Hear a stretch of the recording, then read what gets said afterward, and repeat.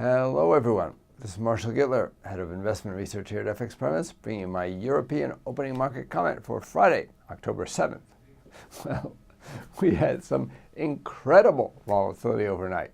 For no apparent reason whatsoever, sterling just collapsed as computer-generated sell orders flooded the market. But just as there was no perceptible reason for the crash, there was also no perceptible reason for the recovery, and it quickly bounced back. Nonetheless, it went from down an incredible 6.1% in just 2 or 3 minutes to down 1.7% in an hour. That's still a pretty sharp move when you consider that there was no real reason for it. The collapse demonstrates the dangers of what's called algorithmic trading, when computers trade directly with each other at nanosecond speed. It can be particularly dangerous during times of low liquidity for a currency pair like sterling during the Asian trading day. Meanwhile, the dollar gained as the market continues to reassess the probability of a Fed rate hike this year. The likelihood of a hike by the December meeting is now put at 64%. That's up from 53% just a week ago.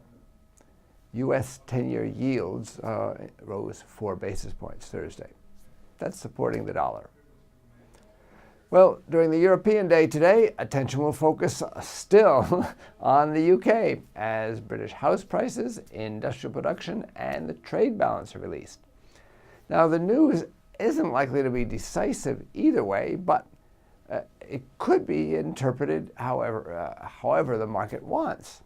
So given the prevailing negative sentiment for sterling, I think that means it'll be interpreted negatively.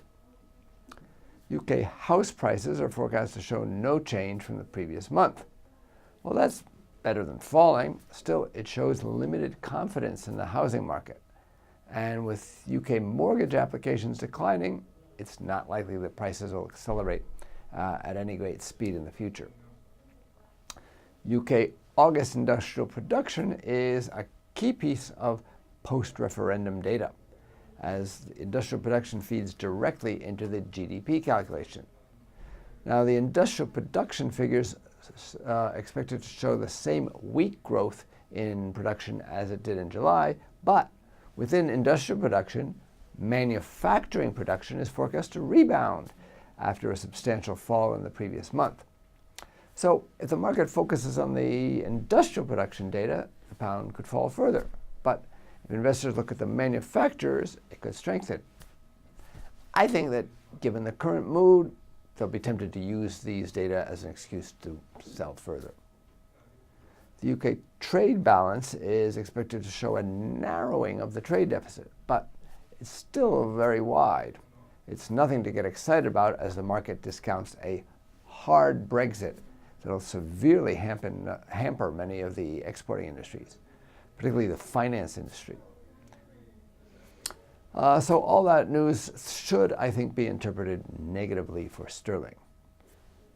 But the main focus of the day, of course, will be the U.S. non-farm payrolls. That's due out during the U.S. day.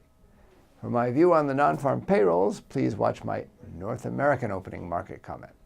And if you want more information on just what the NFP figure is and why it's important, please see our Ask the Expert video on that question.